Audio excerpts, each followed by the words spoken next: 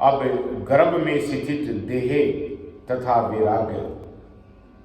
व्यास जी शरद कुमार जी से बोले कि अब आप देह की जो गर्भ सृष्टि होती है तथा जीव को वैराग्य कैसे होता है यह बताने की कृपा करें। शरद कुमार जी ने बताया कि शरीर में भोजन का रस रूप तो सारे शरीर में नाड़ियों के द्वारा प्रविष्ट हो जाता है। जो हम भोजन करते हैं ना, ये नहीं कि ये पेट में ही जाता है, ये शरीर की हर नस में जाता है, लेकिन पहले जाता है हमारे लीवर में, मुख से होके लीवर में जाता है, फिर ये बड़ी आंत छोटी आंत ऐसे जाकर फिर इसका ना रस बनता है, और वो रस जो है पूरे सभी शरीर के सभी, जैसे ना कोई बादी वाली चीज खा लेते हैं ना तो पता चल जाता है, आंख में दर्द हो जाता है। हाँ, जैसे जूस टाइप जूस बन गया ना। हाँ हाँ, तो इसीलिए चबा चबा के भोजन करना चाहिए और उतना ही भोजन करें जितनी जरूरत है। शरद कुमार जी ने बताया कि शरीर में भोजन का रस रूप तो सारे शरीर में नाड़ियों के द्वारा प्रविष्ट हो जाता है। इसमें से मैल, नेत्र, कान, आंख, दंत, लिंग, गुदा, मूत्राशय, कफ, सवेद आदि के द्वारा बाहर निकल जाता है। जो मैल होता है ना इस अनाज में, भोजन में, वो इनके द्वारा निकल जाता है। ये शरीर मल मूत्र इत्यादि छोड़ता रहता है। आप देख लो, आंख से भीड़ निकल जाती है। एक हमारे टीचर थे तो वो कहते, अरे ये आंखों से गार निकालो, ग्यार, हरियाणवी भाषा में, वो पंजाबी थे तो वो मिट्टी को ना ग्यार बोलते हैं, तो आंखों से ना ग्यार निकाल पड़ी, आंखों में मिट्टी भरी है। और पहले ऐसे ही थे, नहाने धोने का कुछ नहीं था, तो उठे और भाग लिए स्कूल, तो ऐसे ही था। लेकिन टीचर भी बड़े खुशहाल थे। तो ये सभी कानों से देखो, कानों में मैल आ जाता है। तो शरीर में जो मैल होता है, उस भोजन में जो मैल होता है वही तो निकलता है। आप अनाज मत खाओ, फलाहार ले लो 1 महीने तक, तो मैल भी कम निकलेगा शरीर से, चुस्ती रहेगी शरीर में। एक अग्नि पे पकाकर सिर्फ इंसान मनुष्य ही खाता है और जीव नहीं खाता।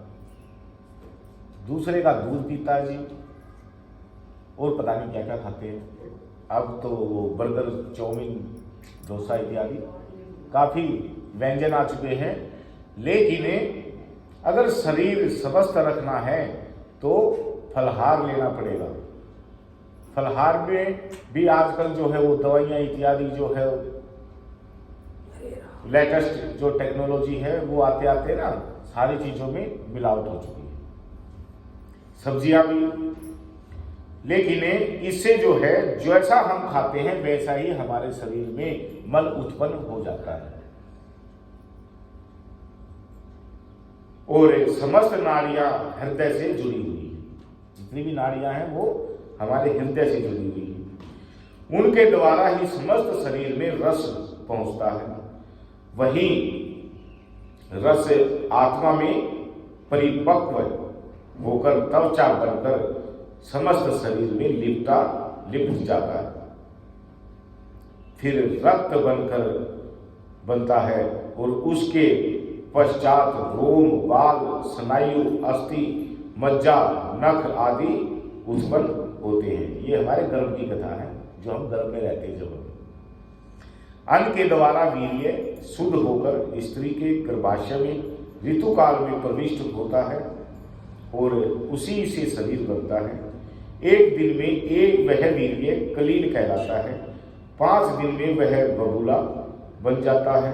7 रात्रि में मांस पिंड बनता है। 2 महीने में कंधा, ग्रीवा, पीठ, पेट, छाती आदि अवयव बनते हैं। 3रे माह में संधियां, उंगलियां, 5वें माह में मुख, और 6ठे माह में नासिका बनती है। कानों के छिद्र भी 6ठे माह में बनते हैं। दांत एवं गुहम आदि का निर्माण होता है। 7वें महीने में उपत, गुदा आदि का निर्माण हो जाता है। इस प्रकार जीव अंग पर्यंगों से पूर्ण होकर माता के द्वारा भोजन करने पर उसके रस से पलता है। तभी तो कहते हैं गर्भवती महिला को भोजन अच्छा करना चाहिए। वह अपनी आत्मा के उद्धार के लिए पूर्व जन्मों का स्मरण करके भगवान से प्रार्थना करता है। सैकड़ों सुइयों के चुभने से जो कष्ट होता है वही कष्ट उसे गर्भ में होता है। गर्भ के समान कोई और दुख नहीं है। वह बालक गर्भ में विष्ठा तथा मल के गर्त में पड़ा रहता है। इस प्रकार जीव की गर्भ में बहुत स्थिति बुरी होती है और उस शरीर गर्भ में वह शरीर जो है भगवान से प्रार्थना करता रहता है कि हे परमेश्वर मुझे बाहर निकालो, मैं आपका ही भजन करूंगा। सिर्फ क्या वचन देता परमात्मा को, मैं आपका भजन करूंगा, इस गर्भ इस नरक से मुझे निकालो। हाँ।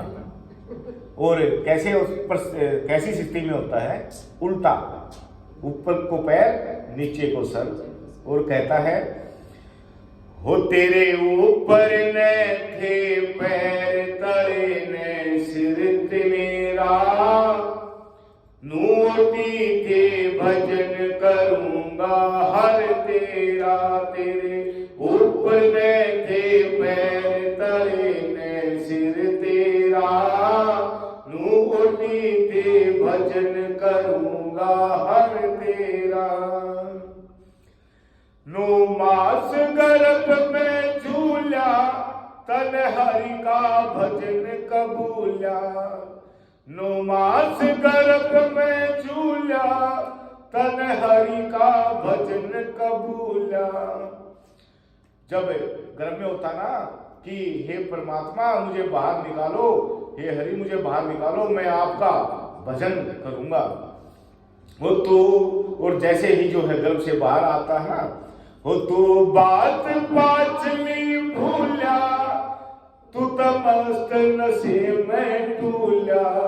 तू बात पाचली भूला, तू मस्त नशे में टूला। निकल गया डर तेरा, नू सोची थी भजन करूंगा हर तेरा। तेरे ऊपर न थे पैर तले न सिर तेरा, नू ओटी की भजन करूंगा हर तेरा।